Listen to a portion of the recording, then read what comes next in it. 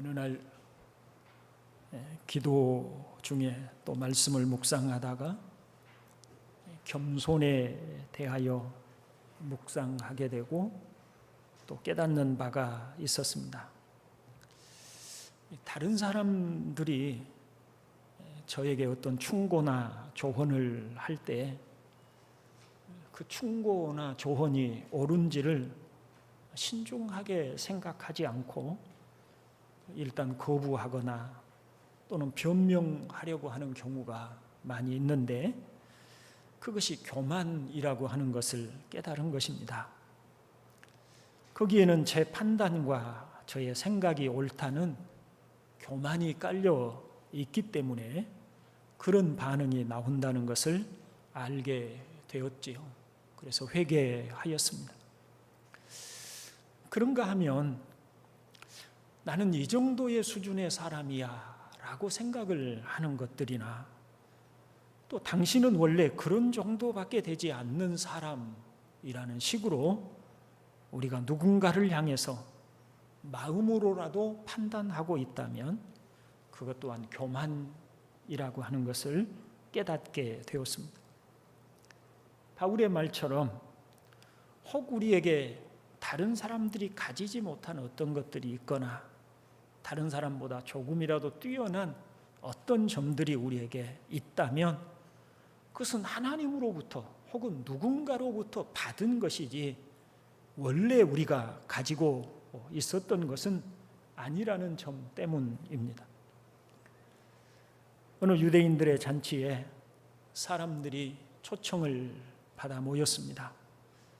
서열대로 상석에서부터 앉아야 되는데 서로 눈치를 보면서 낮은 자리에 앉지 않으려고 합니다. 그러다 맨 마지막에 한 사람이 들어오더니 가장 끝자리, 가장 낮은 자리에 슬그머니 앉았습니다. 그 잔치를 벌이고 사람들을 초청한 주인이 그것을 보더니 그 낮은 자리에 앉은 사람에게 다가가서 말을 합니다. 선생님은 저기 가장 상석에 앉으십시오. 그럴 만한 자격이 있는 분이십니다. 그리고 상석을 권하였습니다. 그러면서 이미 상석의 자리를 차지하고 있는 사람에게 자리를 내어주십시오. 이분이 가장 상석에 앉아야 합니다. 라고 하였습니다. 상석에 앉아있는 사람은 부끄러움에 얼른 일어나 가장 끝자리에 가서 앉을 수밖에 없었습니다.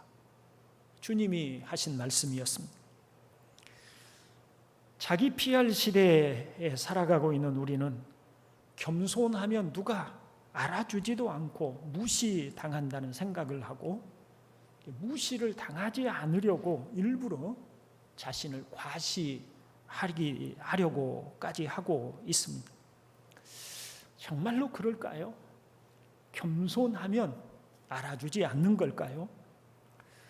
바울은 말을 합니다. 너희 안에 이 마음을 품으라. 그리스도 예수의 마음이니 라고 말을 하면서 예수 그리스도의 겸손을 설명합니다. 겸손의 가장 모범적인 사례는 바로 예수님이시라는 겁니다. 그러면 본래 근본 하나님의 본체라고 하는 말은 본질이 하나님이시란 말 아니겠습니까? 예수님께서는 원래 하나님이신 분이셨다. 그런데 스스로 자신을 낮추셔서 하나님과 동등됨을 취할 것으로 여기지 아니하시고 자기를 비워 종의 형체를 가져 사람들과 같이 되셨다고 합니다.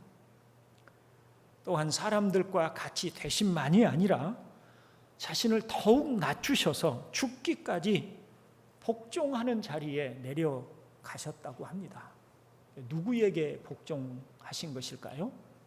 하나님, 성부 하나님에게 복종하신 것입니다. 본래는 성부 하나님과 동등한 자리에 계신 분이셨습니다.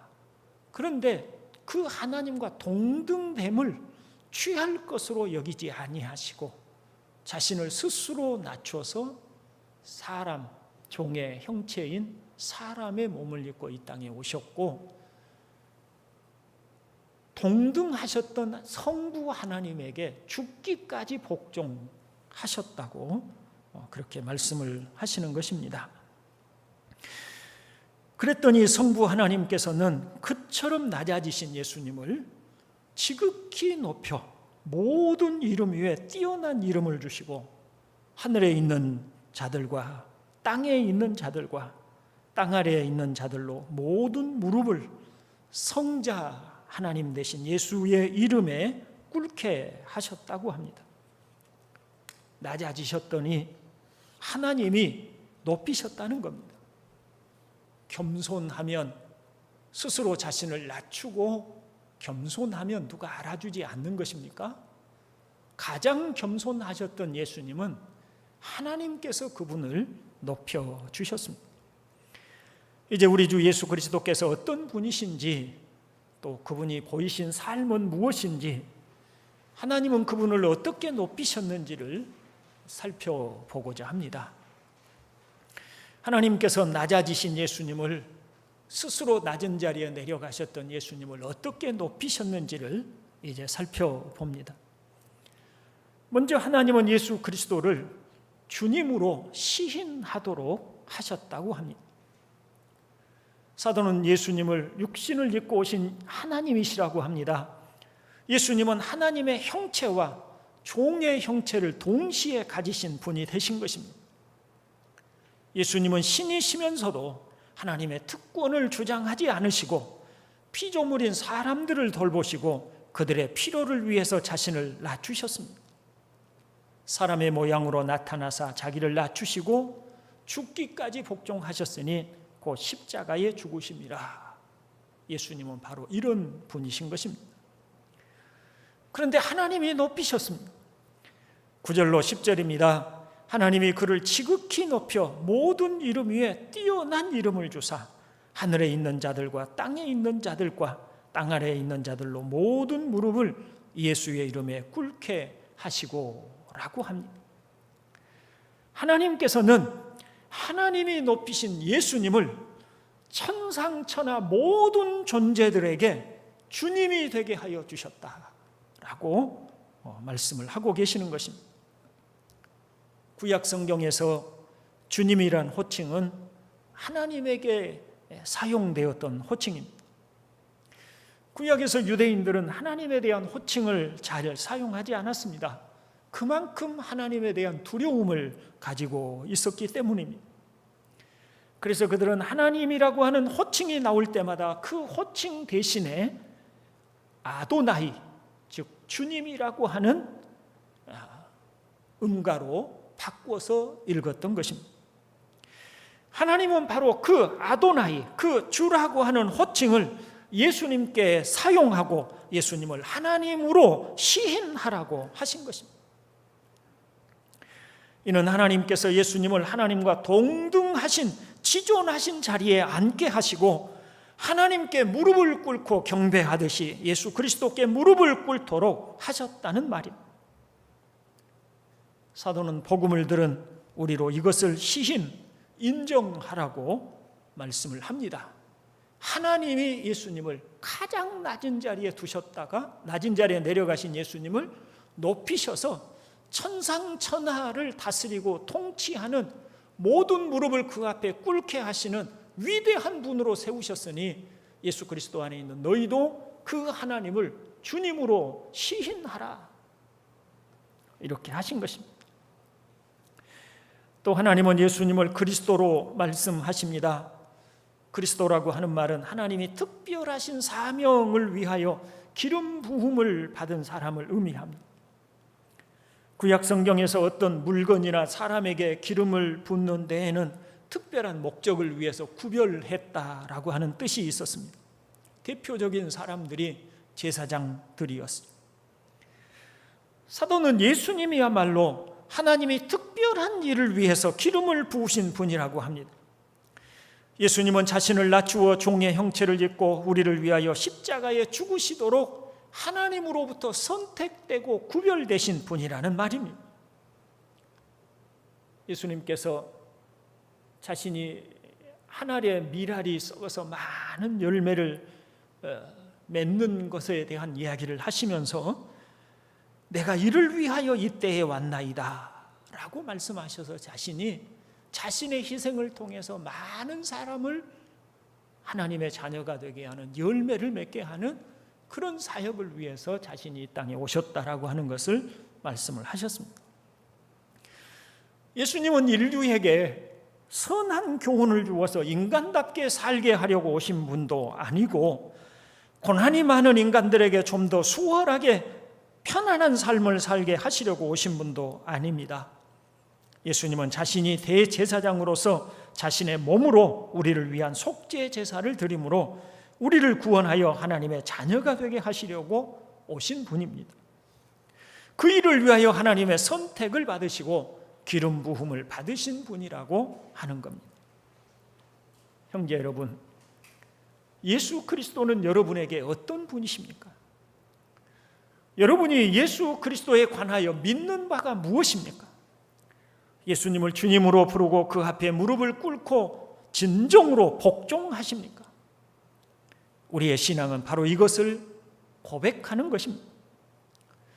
예수님께서는 근본 하나님의 본체이셨는데, 하나님과 동등하신 분이셨는데, 우리를 죄에서 구속하여 주시기 위해서 하나님으로부터 기름 부음을 받고 특별한 선택을 입어서 그리스도가 되셔서 자신을 낮추시고 사람들과 같이 되시고 죽기까지 복종하셔서 우리를 구원하시기 위한 하나님의 뜻을 이루신 것입니다.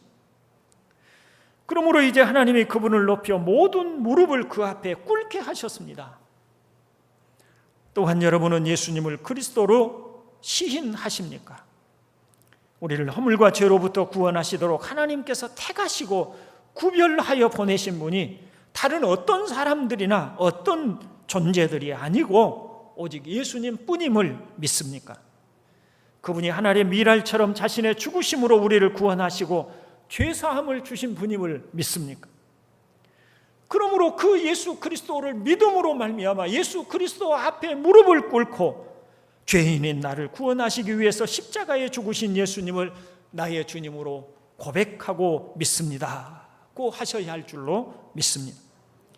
이것은 단순히 입술의 말만이 아니라 진정으로 예수 그리스도를 주님으로 그 앞에 복종하는 관계를 맺고 그 앞에서 인격적으로 우리의 고백을 하여야 하는 것입니다. 예수님은 바로 나의 주님이십니다. 아멘. 이제 예수님께서 지극한 영광 가운데 계시다는 사실이 우리에게 어떤 의미가 있는지를 세 가지로 말씀을 드리겠습니다. 먼저 우리가 예수님을 하나님으로 시인하고 인정하는 것은 예수님이 큰 승리를 거두셨다는 사실을 보여주는 것입니다. 예수님은 스스로를 낮추셨습니다.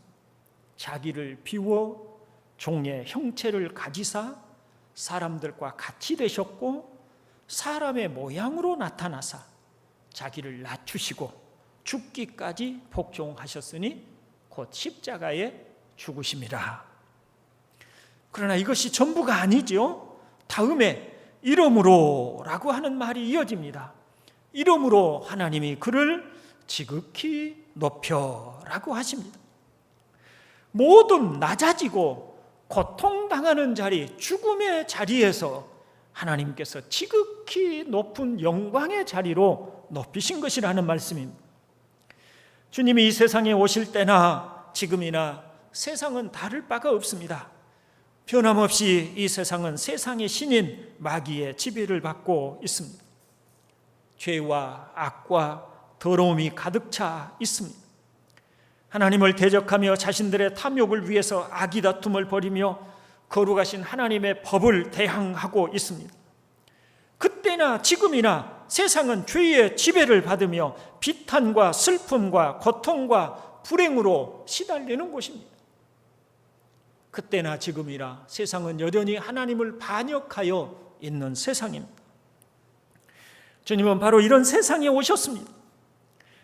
세상은 자신들이 가진 모든 힘을 다 사용하여 주님을 대적하였습니다. 히브리서는 말합니다. 우리에게 있는 대제사장은 우리의 연약함을 동정하지 못하실 리가 아니요 모든 일에 우리와 똑같이 시험을 받으신 이로되 죄는 없으시니라고 합니다. 우리와 똑같이 시험을 받으셨다고 합니다. 그런데 사실은 예수님은 우리보다 더한 시험을 받으셨다고 말해야 맞습니다. 사탄은 자신이 가진 모든 역량을 동원하여 주님을 시험하였습니다. 오늘날 사탄은 우리를 직접 시험하지는 않습니다.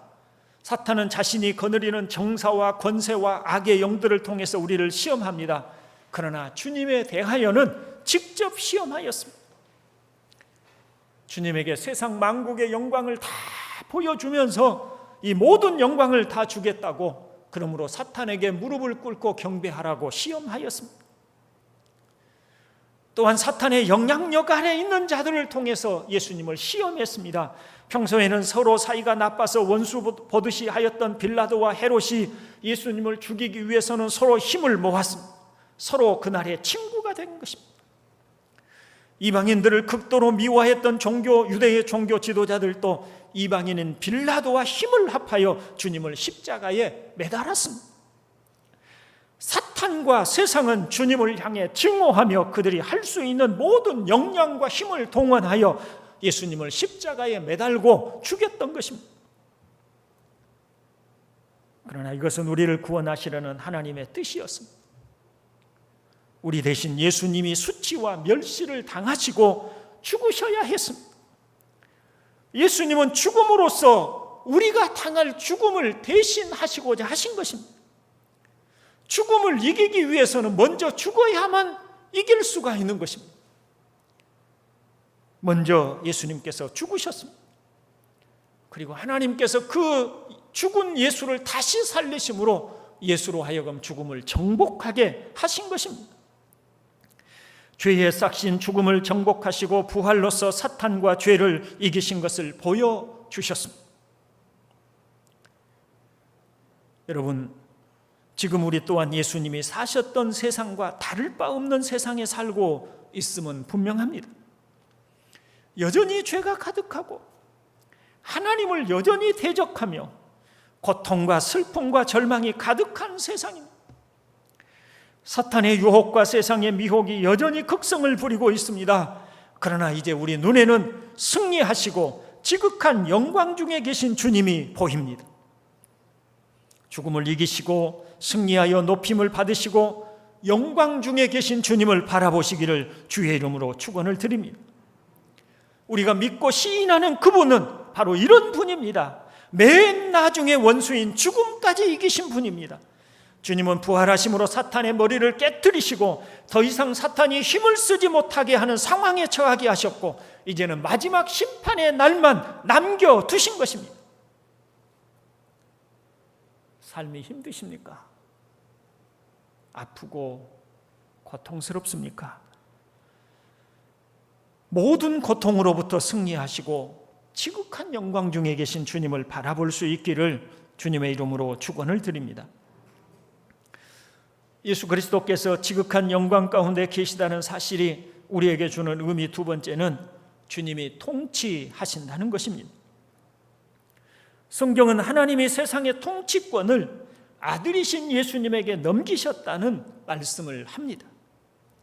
주님이 마태복음 28장 18절에서 하늘과 땅에 있는 모든 권세를 내게 주셨다고 말씀을 하셨습니다.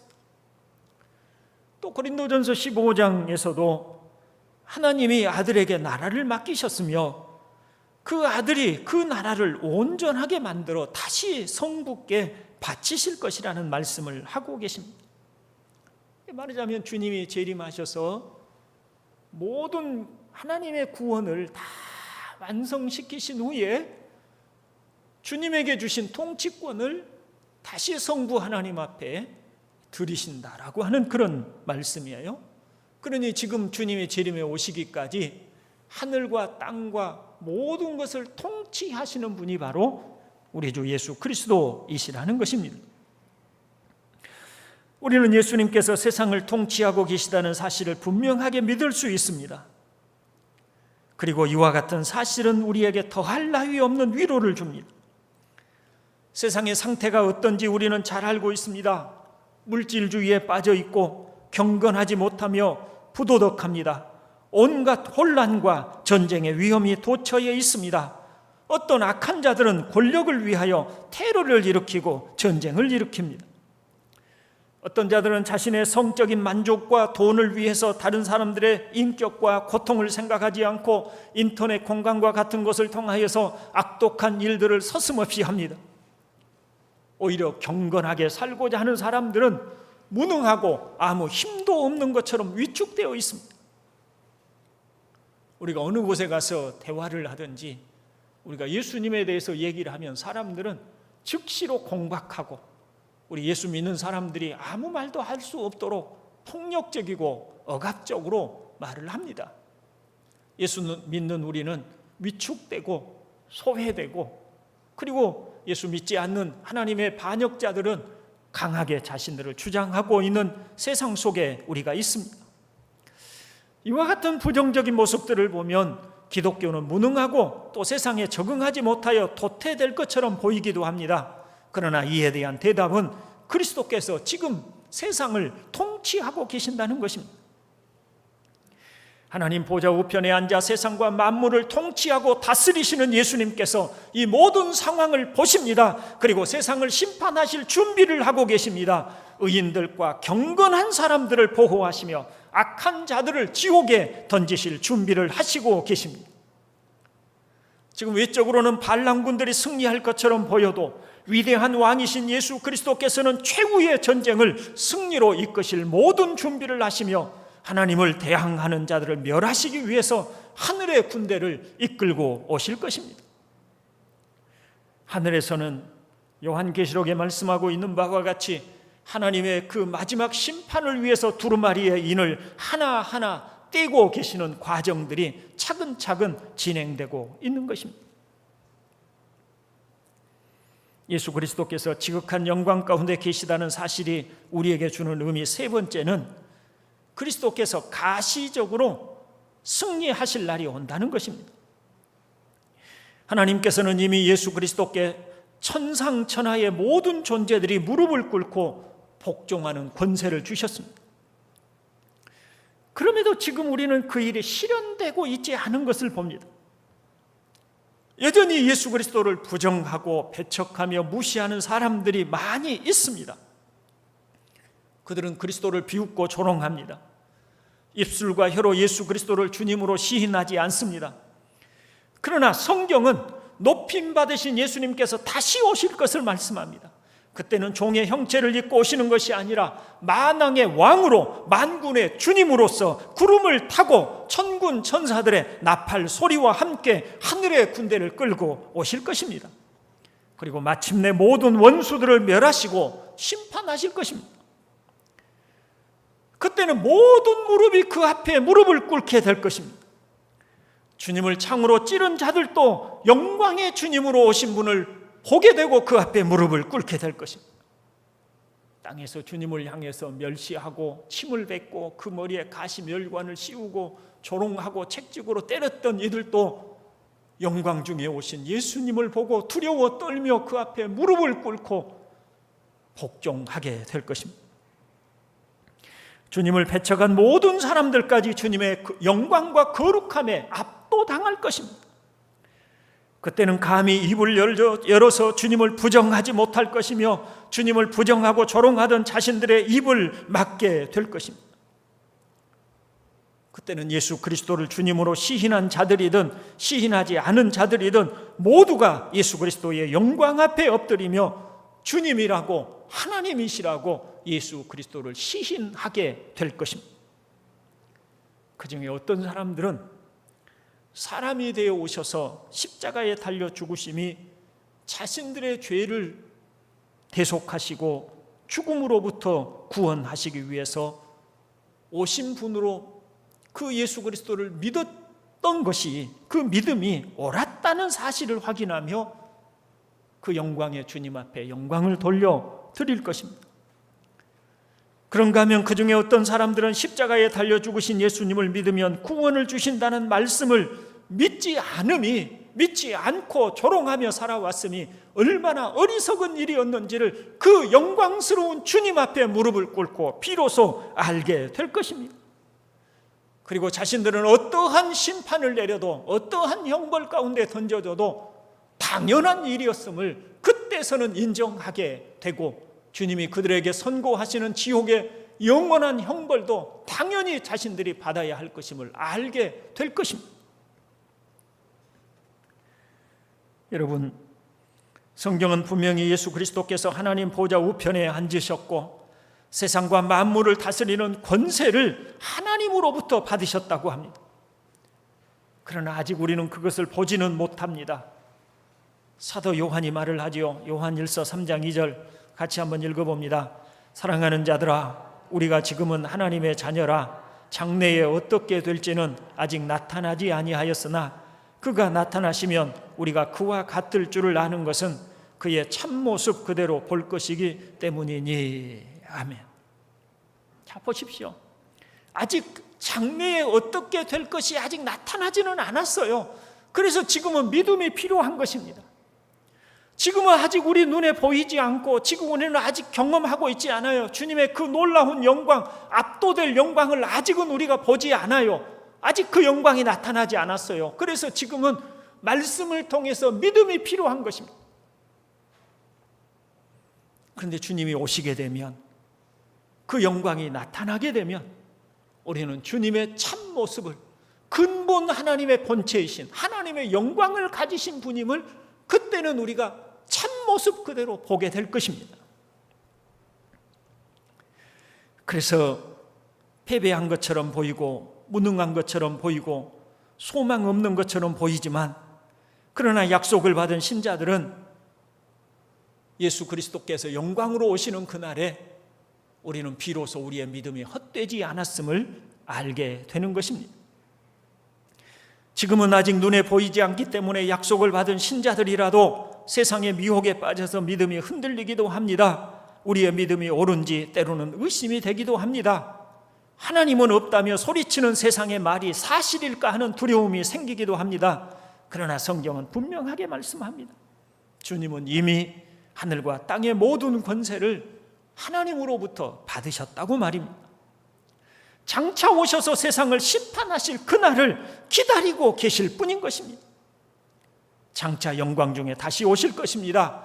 가시적으로 우리 눈에 보이도록 다시 오실 것입니다. 바울이 믿음이 없어 하나님의 약속을 의심하지 않고 믿음으로 견고하여져서 하나님께 영광을 돌리라는 말씀을 한 것과 같이 우리가 모두가 다 믿음에 견고하게 서기를 주님의 이름으로 축원을 드립니다. 이제 말씀을 정리하고 마치려고 합니다. 만일 우리가 오늘 살핀 바와 같이 예수님을 근본 하나님의 본체이신 분이며 이 땅에 사람의 몸으로 오신 것은 우리의 죄를 대속하시기 위하여 오신 것이고, 지금은 하나님 보좌 우편에서 하늘과 땅을 다스리는 모든 권세를 가지시고 계시며 지극한 영광으로 다시 오실 것을 믿고 시인하면 우리는 사망에서 생명으로 옮긴 사람이며 심판의 자리에서 하나님의 자녀의 자리로 옮긴 사람입니다. 그러므로 예수님의 주님 되심을 믿는 사람은 예수님의 말씀 앞에 복종하며 그분의 뜻을 따르고자 합니다. 자기를 주장하지 않으며 교만하지 않으며 자기의 사욕을 따라 살지 않습니다. 왜냐하면 예수님을 주님으로 시인하고 믿고 따르는 사람이기 때문입니다. 그런 우리를 하나님은 사랑하십니다. 그 무엇도 믿음을 가진 우리를 하나님의 사랑에서 끊어내지 못한다고 합니다.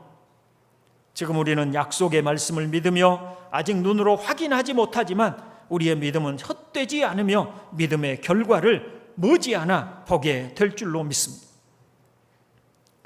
더불어서 예수 그리스도를 주님으로 경배한다는 것은 얼마든지 우리가 주님의 이름으로 기도할 수 있다는 것을 보여줍니다. 왜냐하면 예수님께서 영광을 받으시고 하나님 보좌 우편에 앉아 계시고 그 예수님을 하나님이 인정하셨기 때문에 그 예수님의 이름으로 기도하는 우리를 하나님께서 들어주신다는 것입니다. 또 예수님께서는 우리처럼 사람의 몸을 입고 오셔서 우리가 경험하는 인생의 모든 고통과 슬픔과 아픔과 괴로움들을 다 친히 겪으신 분이시기 때문에 얼마든지 우리의 연약함을 친히 경험하셔서 아신 분이시기 때문에 우리가 그 예수 그리스도의 이름으로 기도하면 하늘과 땅을 통치하시는 예수님께서 우리의 기도를 들어주신다는 말씀이 되는 것입니다. 그러므로 아무것도 염려하지 말고 다만 모든 일에 기도와 간구로 너희 구할 것을 감사함으로 하나님께 아뢰라는 말씀을 따라 삶의 여러 가지 고난으로 인하여 기도할 수 있습니다. 구하면 주실 것이라는 말씀을 믿고 신뢰할 수 있습니다. 예수님은 우리의 주님이십니다. 그분은 만왕의 왕으로 계십니다. 한때는 지극히 낮아지셨고 우리를 대신하여 죽음의 자리에까지 나아가셨던 분이셨지만 그러나 이제는 말할 수 없는 영광 중에 계신 분이십니다. 저와 여러분이 그분 앞에 무릎을 꿇고 믿음으로 예수님을 주님으로 고백하기를 주님의 이름으로 축원을 드립니다. 아멘. 기도합니다. 자비로우신 아버지 하나님, 감사합니다. 오늘 또 은혜를 주셔서 우리에게 예수 그리스도께서 어떻게 낮아지셨고 또 그 죽기까지 복종하는 자리에 처하셨는지를 저희가 듣게 하여 주셨고, 우리 아버지 하나님께서는 그처럼 낮아지신 우리 주 예수 그리스도를 다시 높이셔서 하늘과 땅을 다스리는 모든 권세를 주셨던 것을 저희가 보았습니다. 우리는 예수 그리스도를 우리의 주님으로 고백합니다. 예수 그리스도를 오직 믿음으로 우리의 주님으로 시인하며 고백하오니 우리의 믿음과 고백을 받아 주시옵소서. 또한 하나님 아버지, 예수 그리스도를 믿음으로 예수 그리스도의 마음을 품고 살고자 하는 우리의 삶이 이 땅에서는 겸손하여 누가 알아주지 않는 예수님의 삶과 같은 그런 삶을 산다 할지라도 하나님께서 예수님을 크게 높이신 것과 같이 하나님이 우리를 높여주실 것을 믿사오며 오직 겸손의 삶을 살기를 원합니다. 남을 나보다 낮게 여기는 예수님처럼 우리들도 그처럼 낮은 자로 겸손한 자로 살아가기를 소원합니다. 우리 안에 우리 주 예수 그리스도의 마음을 품게 하여 주옵소서. 우리 구주 예수 그리스도의 이름으로 기도드리옵나이다. 아멘.